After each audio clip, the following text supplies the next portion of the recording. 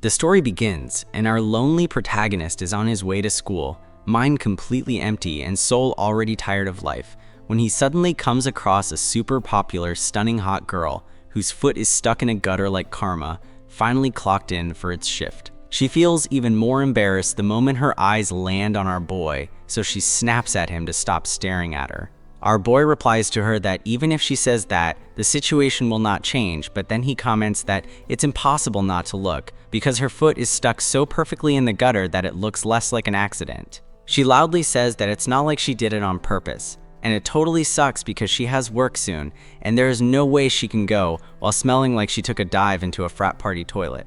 Our boy then asks her what time her shift starts, and she tells him that it starts at 5.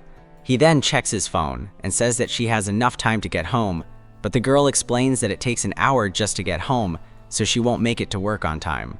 After this, the girl sits on the road with no hope left, but then our boy suggests that she could come to his place, and that he could let her use the shower at least. When she hears this, the girl with gutter poop on her face thanks him, and says that she takes him up on that offer. At our boy's apartment, his heart is racing because he still can't believe he actually offered his shower for her to use.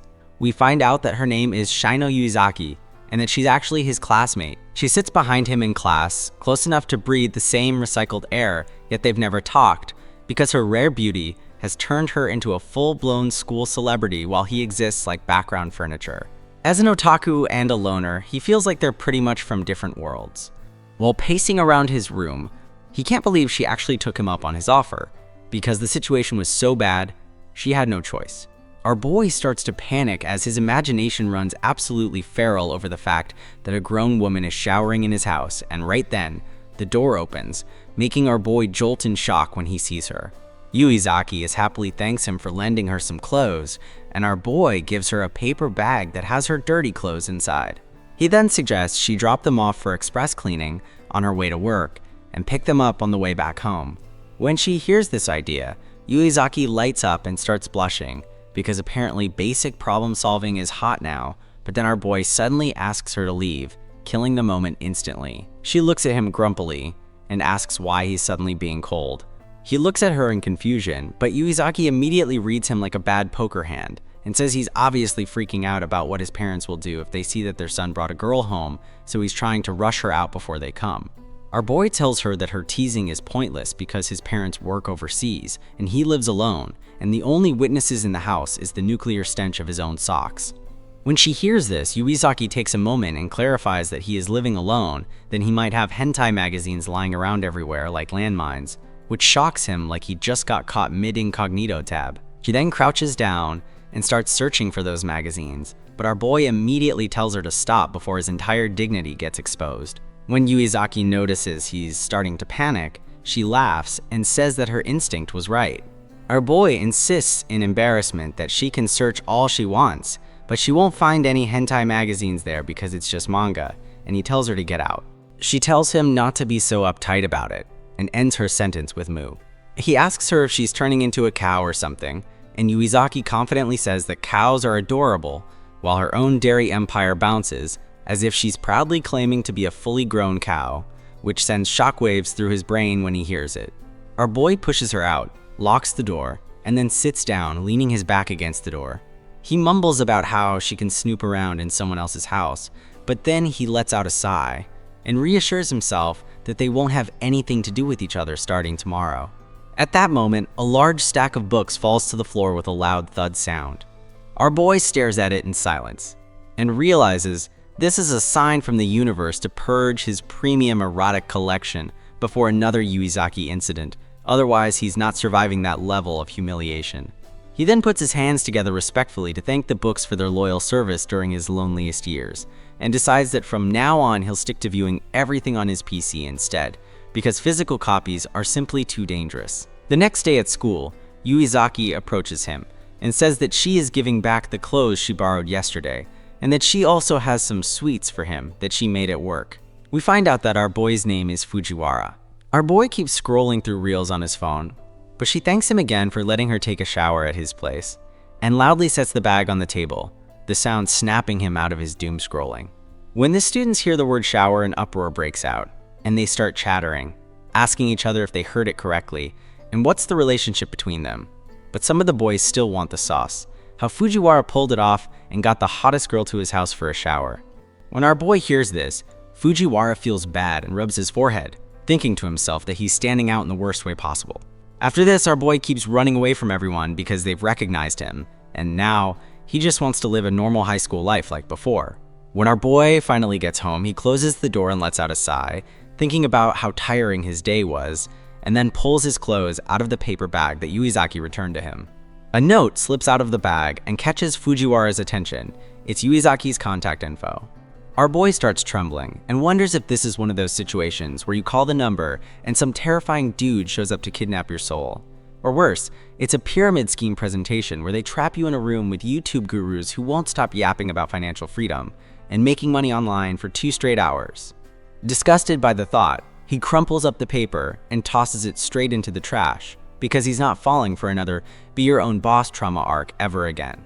Fujiwara puts his clothes in the wardrobe and takes the sweet she gave him, hoping he's not a trap.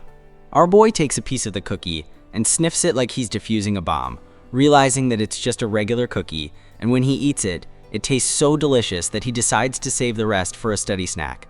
The next day, when Fujiwara arrives at school, he feels the gazes of the students because of yesterday's mess, and as he makes his way through the corridors, more and more students whisper about him and Yuizaki.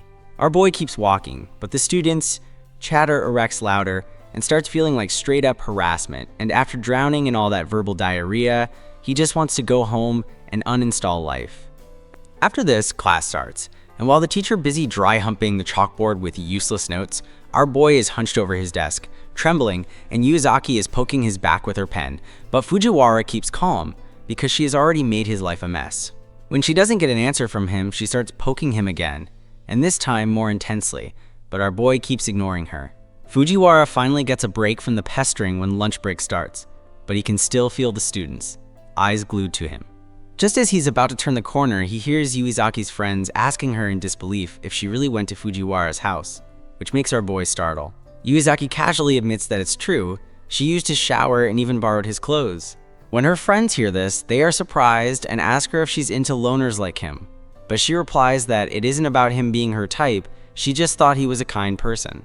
While her friends are giggling, she explains that she had accidentally stepped in a nasty gutter and instantly started losing her mind because she had work right after. At that moment, Fujiwara arrived and asked her how about coming to his place, so she followed him because she knew he had no ulterior motives and wouldn't try anything weird. When her friends hear this, they say that instead of being kind, he actually seems like a bit of a wimp. They add that Yuizaki is sensitive to that kind of thing, and always shuts someone down fast as soon as she sniffs out their real intentions. Then, they ask her if she has ever dated a guy before, and she turns her head, saying that she's not good with guys, which makes them think Yuizaki acts like a truly innocent girl, and they find it really cute. Right then, the teacher catches our boy and asks what he's doing, and he quickly replies that he's not doing anything.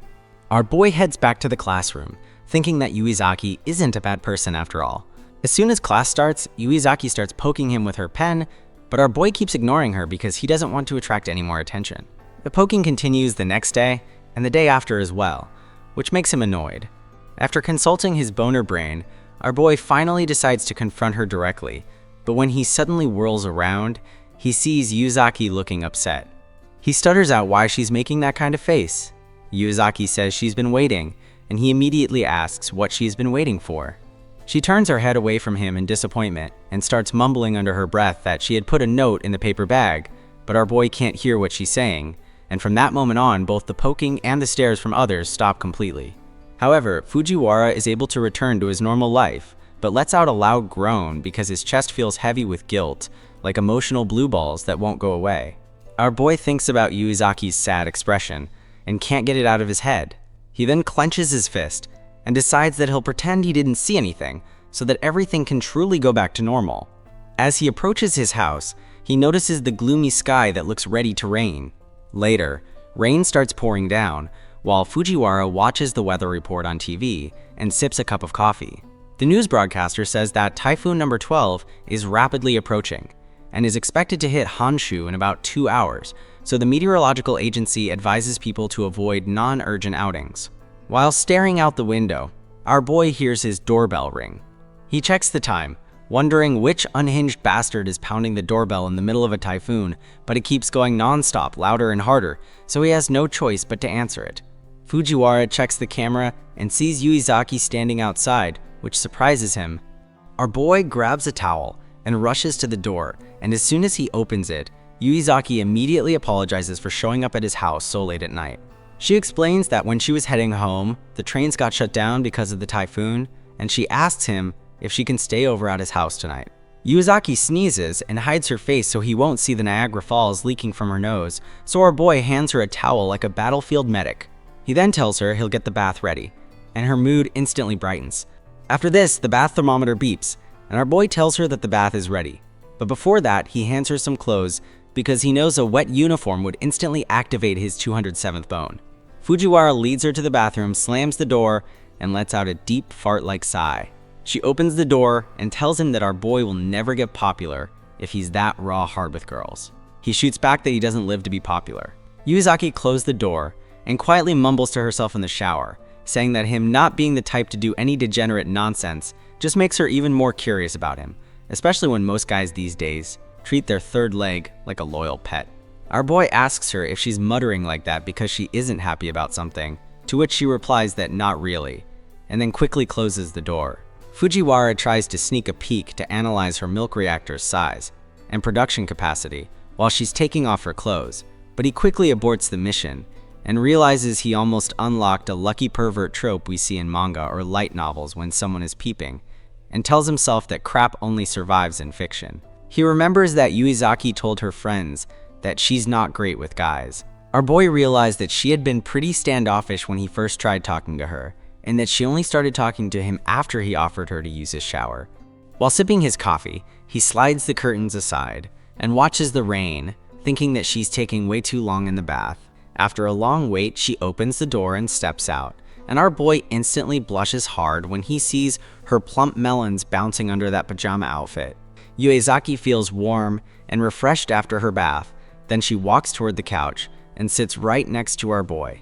He turns away, trying to act normal, and says that she was in the bath for quite a while, but guys are usually done in 10 minutes, because once it goes longer than that, it stops being hygiene and becomes self-reflection. When she hears this, Yuizaki is shocked and asks if that's just a guy thing, to which Fujiwara replies that he doesn't have friends, but this is universal truth, backed by thousands of years of bathroom speedruns. Fujiwara then asks her if he can ask her a question, to which she says okay. He says that he understands her house is pretty far and not within walking distance, so he asks if she is okay with staying over at his place. Yuizaki says that her parents would definitely freak out, which is why she told them she is staying over at a girl's house, which surprises him. She then tells him that she's never lied like this before, so her parents trust her, so it'll be fine. Our boy says that he is not so sure if this is all that fine, and she replies that he always has really interesting responses, which makes him blush a little. Fujiwara asks her if she didn't think about staying at a female friend's house instead of coming to a fully functional boner factor, to which she replies that she didn't want to suddenly impose on any of them. She adds that his place was the first one that popped into her head. Our boy then asks her what the plan is with her uniform, because it will start to smell like a dad's socks if it just dries like that, and all 24 laundromats are probably shut due to the typhoon. Yuizaki says she'll wash it herself. She just needs some laundry detergent and a bucket. While she uses her dishwashing skills on her uniform, she asks our boy if he has ever looked at the warning tag on their school uniform. Yuizaki then shows it to him and explains that the tag says their uniforms can't be machine washed. Our boy is shocked by this little Easter egg and says that she knows all this domestic stuff even though she is a gyaru. Yuizaki whirls her face toward him and says that it's just a stereotype, to which our boy apologizes for jumping to conclusions, and she is happy to hear an apology so quickly. While she keeps scrubbing her uniform, she tells him he can identify a real gyaru just by their nails. Fujiwara gets confused, so she shows him her own nails. They're pretty normal because she grew up doing more chores than breathing. But most gyaru have long, flashy nails that look amazing, but the only real job they're qualified for is digging earwax like it's buried treasure. Yuizaki adds that her family is broke, so she helps out by doing chores with her little sister, and also works at a cafe for money, and she doesn't do her nails because she works in food service job. Our boy tells her that hearing her emotional story is changing his perception of her, and now he sees her as someone who's got their act together. Yuizaki thanks him, and with a bright smile she tells him that talking to him makes everything way more fun. Our boy realizes that Yuzaki probably wanted to talk to him normally before too, just like they are doing now, but he kept pushing her away, thinking they were from different worlds. Fujiwara becomes sad thinking about this, which makes her worried, and she asks him if he has a stomachache or diarrhea, pulling up unannounced with zero warning. Our boy tells her no, and says that he wants to help out with her laundry. When she hears this, Yuizaki starts sweating, with her face bright red, and says that he doesn't have to help, but our boy reaches for the clothes in the bucket. She shyly holds out her hands, signaling for him to stop. Fujiwara looks at her, and asks her if he dislikes her that much, to which she mutters quietly that she needs to wash her underwear herself, which flies right past his ears like a skipped subtitle. Yuzaki then loudly tells him that she's washing her underwear at the same time, which shocks him, and makes him realize that red fabric he saw in the bucket was the carpet from Heaven's Gate. Our boy realizes that when she came home soaked wet in the rain, it was obvious that her underwear would have gotten soaked wet too, so he apologizes to her and leaves the room. After a while, she opens the door and quietly passes by him, but he asks her if she's finished, to which she replies yes, and says that she used the dryer. She then tells him that having a dryer at home is amazing, to which he tells her that it was already there when he moved in. When Yuizaki walks over to hang her dress near his uniform, our boy's soul ejects from his body because he suddenly remembers that all his hentai DVDs and the emergency tissue box are hiding right there. So Fujiwara panickedly says that the best spot is hanging near the aircon. After this, Yuizaki sits down next to him, and he awkwardly turns away from her, but she asks him if he has anything fun to do. Our boy agrees and goes to look for something for them to do. While he rummages through his cupboard, he finds a PlayStation 5 Pro. Fujiwara shows her the game console, which excites her, but they end up playing what looks like an off-brand version of Mario Kart. Yuizaki grumbly tells him not to use that skill because it steals anything from the other player, to which he asks her when he's supposed to use it, and she says, never. She starts taunting him, saying that it looks like victory is hers, and that his comeback will now be pretty tough. As she says this, our boy gets an item that allows him to switch positions with any player he wants, which shocks her. She menacingly asks him if he's going to use the item, to which he tells her that he doesn't care about winning or losing. Yuizaki sighs with relief, but our boy decides to use the item, since it would be a waste not to. She calls him a liar and starts hitting him out of frustration, repeatedly calling him an idiot, when all of a sudden there's a thunderous boom that causes a power outage. When the room gets black, Yuizaki turns on her phone flashlight, but our boy says that the timing was perfect, as they should go to sleep now, because it's already past midnight. She lets out a sigh, and asks him where she will sleep, to which he says that she can use the bed in his room, and he will sleep on the sofa.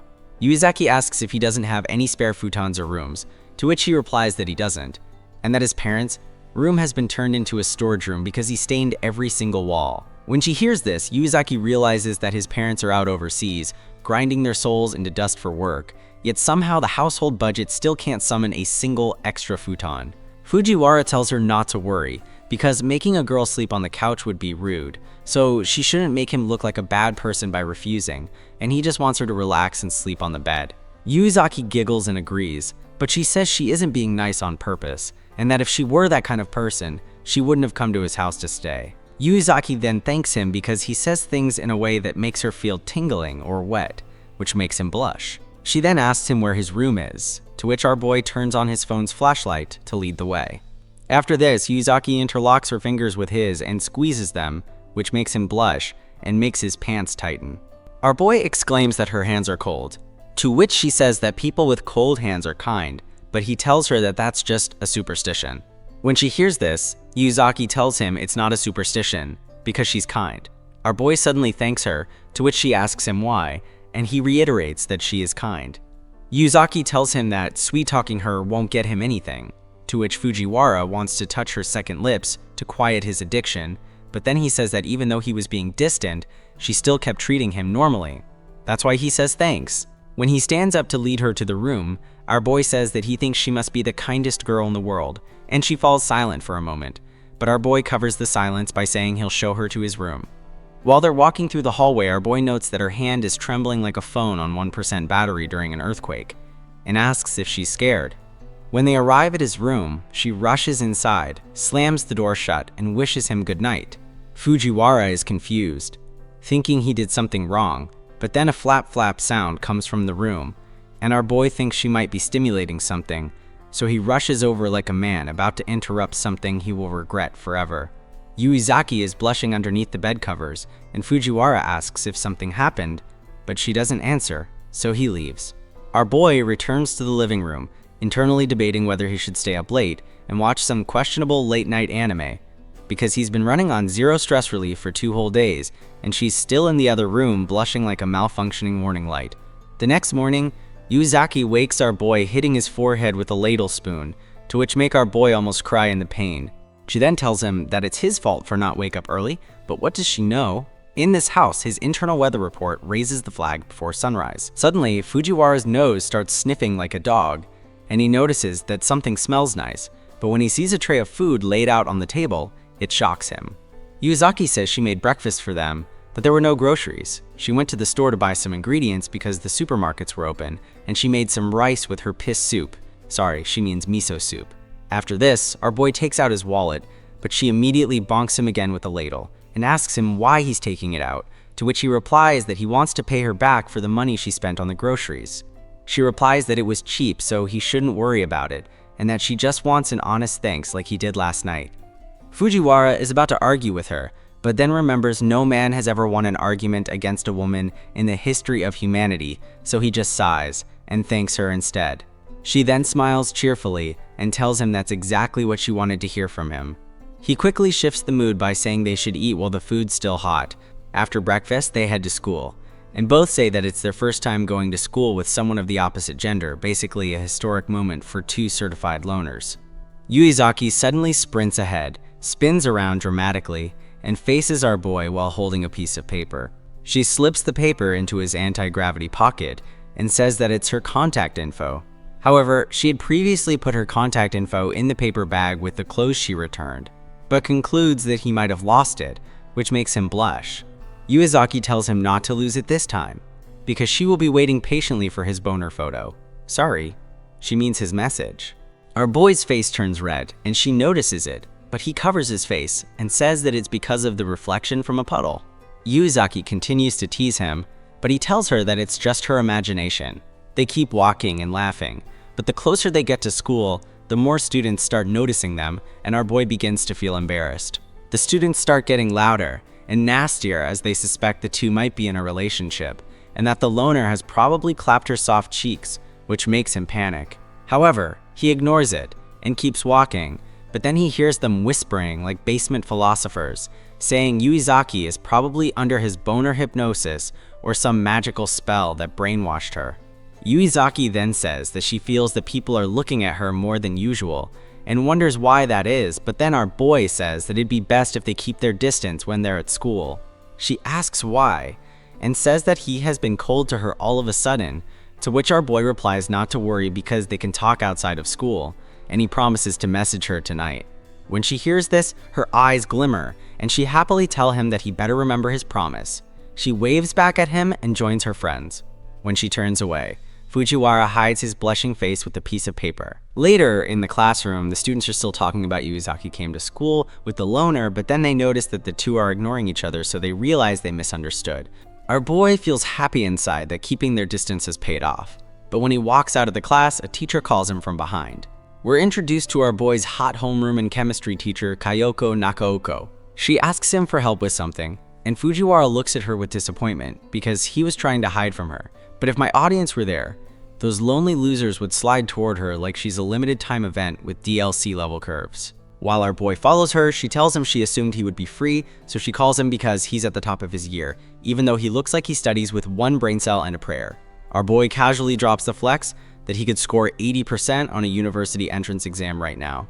When she hears this, Kayoko says he's amazing for his grade, even in a school full of nerd students, and asks why he chose this one, to which Fujiwara replies that he picked it because it's the closest to his apartment. The teacher then stops and says she just wants to point out that too much studying isn't good for his puny ass. She grabs him by the tie, and they reach to the school's history archive. The teacher states that she needs our boy's assistance in sorting the boring documents on the table in front of them, because if she did it alone, it would take her a lot of time. When our boy starts sorting the documents, the teacher makes small talk with him. She tells him that she's heard he's gotten pretty friendly with Yuizaki, which makes him cough in shock.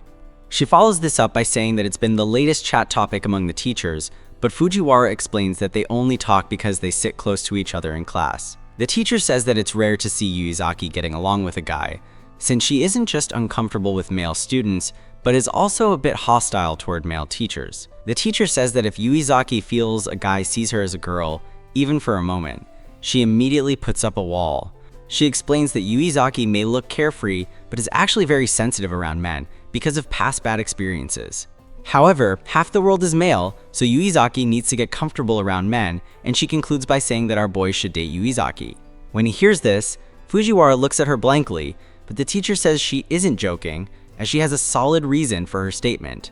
Our boy asks what it is, and the teacher says to help Yuizaki overcome her aversion of men. She then says it benefits him also because dating could turn his lonely school life into a happier, and it would help his boner get a break from his hand massage. Our boy pauses for a brief moment and asking her what about Yuizaki's feelings, to which she asks him that he hates Yuizaki. He then replies that his boner doesn't feel a full erection toward her, probably because he has only recently started to get to know her. The teacher interrupts and says that he's thinking like a virgin loser. She then says that reason and timing don't matter when it comes to love, because the more it starts, the harder it becomes to pinpoint why. She turns to him and points out that if someone is clear about why they like a person, it's pretty shallow because it means they only like them for that one reason. When he hears this, Fujiwara realizes that what the teacher is saying sounds strange, but it somehow makes sense, though he tells himself not to get swayed by it. She tells him that he needs to unleash his inner wolf. By the time our boy gets home, night has already fallen, and he slides onto the bed because he's exhausted. After this, our boy grabs his phone because he promised to message her, so he adds her as a friend. But Fujiwara wonders to himself what kind of message he should send that would make water gush out of all her holes when she reads it. He then pauses for a moment and decides that overthinking is pointless. Our boy messages her saying it's Fujiwara and is surprised by how much mental energy it takes to send just one message. At that moment, a notification pops up and he picks up his phone and is shocked to see that Yuizaki has already replied. Fujiwara feels instantly frustrated, knowing he now has to respond to this one too. Suddenly, our boy's phone gets bombarded with messages from Yuizaki, and he can't keep up with this, so he sends a reply that it's his first time messaging a friend on an app, and that he might be a little slow to respond. Yuizaki immediately replies with a gotcha message, but it completely flies over our boy's head, because unless he disconnects from his sad nightly routine of living inside erotic manga panels and recycling the same 2 brain cells, there's no way he decodes modern human language. After this, Fujiwara finds out about stamps and how to use them, but then Yuizaki asks him if he has any plans next Sunday, to which he says no. She then asks him if she can come over to his place, and our boy starts to blush, but she follows it up by saying that she wants to practice making sweets with him. When he reads this, Fujiwara realizes that his life experience is strictly limited to eating food and turning it into poop with impressive consistency, so his resume has nothing to do with making sweets. But he still says that it's okay. They end their conversation by wishing each other goodnight, and then they stretch before going to sleep, but he still feels anxious about whether their messaging went well. The next day at school, they keep their distance from one another, but Yuizaki still sneaks the occasional glance at him. Sunday arrives, and we see our boy waiting on the train station platform. A train arrives in on the platform where Fujiwara is standing, and the doors open. Yuizaki steps out, and when our boy calls her, she notices him and apologizes for making him wait so long. Fujiwara tells her not to worry because he came at the time she messaged him. She giggles, saying that he's getting the hang of using Line, but our boy focuses on her clothes and blushes because of how cute she looks. Yuizaki apologizes to him because when she was leaving the house, the little girl that's standing behind her wanted to come with her. The girl stares directly at him while still hiding behind Yuizaki, but then our boy asks if this girl has come out of her danger portal, surrounded by bushes, and Yuizaki shouts no. She blushes and says that having a child this big at her age is impossible. Yuizaki tells him that she's still a virgin, but the moment she realizes what she just said, she reaches her hand toward him and tells him to forget about it. After this, Yuizaki says that the girl is her little sister, and she knows she should have given him a heads up that the girl is tagging along, but it's hard for her to bring it up. The girl introduces herself as Miki, and our boy introduces himself to her, but then Yuizaki apologizes for bringing Miki without asking, and says she did try telling her to stay home so she wouldn't bother him. Fujiwara then sits down and asks Miki if she loves her big sister, and Miki happily says that she does. Yuizaki glares at Miki, and our boy asks her what's wrong, to which Yuizaki says that Miki is very mischievous, and acts innocent in front of people but turns into a troublemaker once she gets comfortable with someone. After this, the two sisters argue about what happened yesterday, and Yuizaki says she's still mad at her. Miki goes completely silent, but then our boy chimes in and tells Yuizaki that he doesn't know what happened, but she shouldn't be mad at Miki. At that moment, Miki shouts that small melons can fit in Yuizaki's bra, which makes both Fujiwara and Yuizaki blush. Yuizaki embarrassingly tells Miki she shouldn't have played with her bra like that. Miki then says it's her fault for having massive dairy reactors, which makes our boy tremble. As they continue their intense conversation, Fujiwara decides to cover his ears because if he listens anymore, his third leg will start crying, but Miki spots him. She then tells Yuizaki that she thought the friend she was going to meet was supposed to be a girl, but he is a 207-bone boy. Miki asks her sister if it's okay for her to keep it a secret from their parents, and Yuizaki says they're not in that kind of relationship yet. When Miki hears this, she asks Yuizaki to explain what she meant by that kind of relationship. However, Miki tells her sister that she'll keep her secret on one condition: she has to kiss this loner boy in front of her. Yuizaki is shocked to hear this and starts blushing, but then Miki says to kiss him like she saw on TV so she'll stay quiet since it's the first time she's seen her sister with a guy. Miki then asks her sister if she actually likes the lonely loser, and Yuizaki blushes and starts to fidget. After this, Yuizaki whispers into Miki's ear, telling her that she does like him, so Miki advises her to make her move today. Our boy glances over to see if the sisters are done arguing, and notices Yuizaki's blushing face. Fujiwara awkwardly interrupts, asking if they should head up to his place. Later, they arrive at the building, and Miki gets excited after seeing the massive place. Miki then curiously wanders around the interior of the building, and Yuizaki tells her to behave herself, but our boy says it's okay because everyone here keeps to themselves anyway. Miki teases her sister, saying she hopes Yuizaki will keep the promise she made, to which Fujiwara asks what promise, but Yuizaki panically tells him not to worry about it, and immediately changes the topic, saying that even if no one is around, it's still not okay for Miki to have bad manners. Miki then shouts that she found the elevator, and that they should hurry to our boy's place. Later, in the apartment, Yuizaki puts all sorts of tools for making sweets on the table, but she tells him they'll need an oven. Our boy says he doesn't have one, but she shows him the oven box she found when she made breakfast the other day. While they're talking, suddenly Yuizaki asks where Miki is, and both can't see her nearby, so our boy goes to look for her. Yuizaki gets worried, and goes to look too, but then Fujiwara calls out to her after finding Miki lying on the sofa. Yuizaki gives her a sharp stare, and Miki immediately says she looks scary.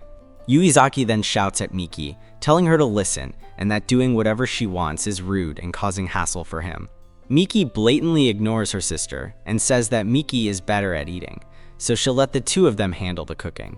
When Yuizaki hears this, she turns her face away with her head dropping in embarrassment and asks Miki why she's acting like that. Yuizaki starts tearing up, mumbling that he's going to end up hating her, but before the sadness hits her completely, Miki suddenly calls out to him and asks if he has the second volume of the manga she's reading. Fujiwara notices Yuizaki trembling with anger and quickly tells Miki he'll go get it. When he's about to pass her, he faces Yuizaki and gently pats her head, which makes Miki's stomach feel full. Our boy suddenly realizes what he's doing and instantly pulls his hand back in a panic. Fujiwara blushingly tells her that they forgot the ingredients for the sweets, so they should go shopping to get them. When they arrive at the store, Yuizaki whispers to Miki to behave, but Miki happily tells her sister that the mood back in the apartment was really nice. Yuizaki then asks if she was being rude on purpose to get him to pat her head, and Miki smugly says yes, but Yuizaki starts to doubt it.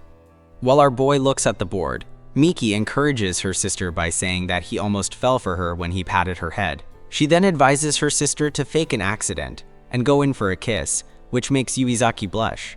Miki says she'll disappear into the arcade to give them some alone time, but to pull that off, she needs enough money for the games, saying it with a giggle on her face, but if she takes too long, he might get annoyed and start disliking her.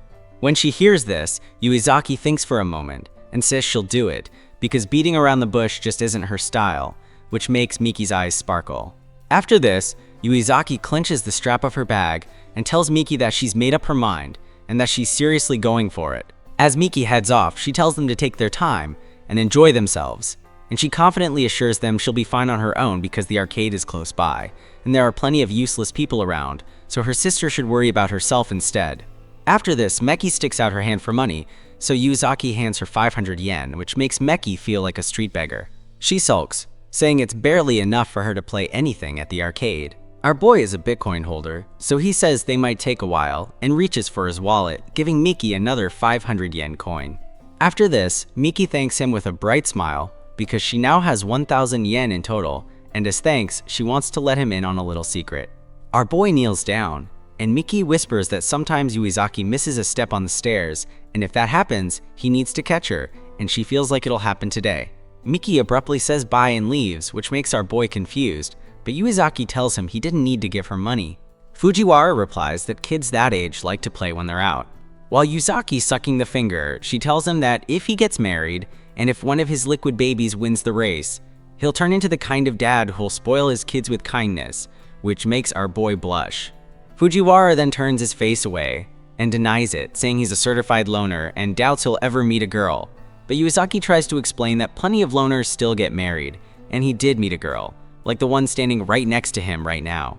Our boy is speechless in front of Yuizaki and rubs his hands behind his head like he's trying to reboot a brain that just blue-screened on love, and the awkward silence makes them both blush, but Yuizaki pouts in clear disappointment.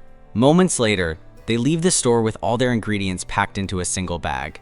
As they're about to go pick up Miki, they notice that both the elevator and the escalator are jammed with useless people, turning the place into a complete choke point. At that moment, Yuizaki points toward the stairs and suggests taking them instead, since the arcade is on the second floor, so our boy agrees. He then starts walking ahead, but suddenly freezes when he hears a scream from behind. As he turns around, he sees Yuizaki wobbling and starting to fall, and our boy instinctively shoots out his hand, ready to save her industrial-level tanker first. Yuizaki crashes into our boy's arms, and the sheer momentum of her fall knocks them both off balance, sending them down to the ground together. Yuizaki's lips manage to perfectly collide with our boy's lips, which sends his hormones into overdrive and slowly hikes up his tent. While she gives him CPR, a figure suddenly appears, and Yuizaki jerks her head up to see who it is. We find out that it's Miki, who casually remarks that it was a pretty nasty fall, while Yuizaki keeps her gaze locked on him at close range, her face flushed with embarrassment. They quickly separate, and Yuizaki thanks him for catching her and awkwardly bringing up their accidental kiss. Our boy blushes and hardly believing it, but Yuizaki steps closer and says they just did something only couples do. She blushingly adds that it feels too distant when he calls her by her last name, so from now on, she'll call him by his first name, Sandai. Yuizaki then confesses that she has feelings for him and asks how he feels about her, which takes him by surprise. She lowers her head, admitting that it's probably hard for him to answer right away. He asks her why she likes him, to which Yuizaki replies that she can't help it, and it's hard to explain, but he's a really nice guy. However, Fujiwara tries to downplay her words, saying she only confessed because she got caught up in the moment, but Yuizaki firmly tells him that isn't true, and it was her first confession ever, and it took a lot of courage for her to say it, which ends up making our boy feel bored by her yapping. She then asks how it felt to receive her first ever kiss, since she was wearing flavored lip balm, and our boy admits that it was sweet. While Miki is bored watching them and sipping her Beverly Hills water, our boy says Yuizaki's name, but she pinches his cheek and tells him not to call her that anymore, and to use her first name, Shino, to which Fujiwara agrees as she releases his cheek with a sharp tug. After this, Yuizaki gets up and tells him not to think about it too much, because she just wanted to tell him her feelings, and she'll be happy if he feels the same way, but if not, she'd give up. However, Yuizaki admits that she'd probably cry but tries to cope because she doesn't want to be clingy, while our boy just looks at her. Later, back to the apartment, and while they're eating, the two sisters whisper to each other. Miki praises her sister's bravery for confessing, but Yuizaki says that she was the one who told her to do it. Miki then says she was only giving advice about kissing and never told her to confess. When Miki looks at him and tells her sister that her confession left him completely blank, like it blew his fuse, Yuizaki replies that he must be feeling something. When Miki hears this, she says that this is why it's scary dealing with lonely people who've near been in love. After eating, they arrive at the train station. Miki and Yuizaki say goodbye to him and get on the train, and our boy decides to rest nearby. Our boy replays the kiss in his head and still can't believe she likes him. He then rubs his head and tries to calm himself down, but it's pointless because all he can think about is the confession. After this, Fujiwara pulls out his phone to check the time, thinking about watching anime since he'd heard that ejaculating helps reduce stress, when he suddenly notices a message from Yuizaki. He then opens the message, and Yuizaki says she'll stop texting him until he's ready to answer because she doesn't want to pressure him. After reading the message, our boy sits on the bench and lets out a sigh, relieved that she's giving him time to think it over properly. The next day in class, our boy tries to avoid eye contact, so he quickly passes the test sheet. But he can't ignore how awkward things have felt ever since he started avoiding her. As Fujiwara stares out the window, Yuizaki's reflection appears in the glass, her expression quietly sad, and his thoughts spiral that he only wants to see her smile face. Our boy then turns on his phone underneath his desk, and Yuizaki's phone buzzes in her pocket. When she looks at her phone and sees the message, she starts blushing as her face trembles with joy, and tears quietly roll down her cheeks, while our boy blushes as well. By the end of his second year of high school, the gyaru who sits behind him has become his girlfriend. The rumor spreads through the school like a contaminated TikTok trend that the loner boy somehow pulled a girl, but the other girls refuse to believe it because there's no way a socially allergic NPC like him unlocked romance without exploiting a glitch, since nothing has been made official, so they all start thinking about coming together to make a plan to poke holes in the story.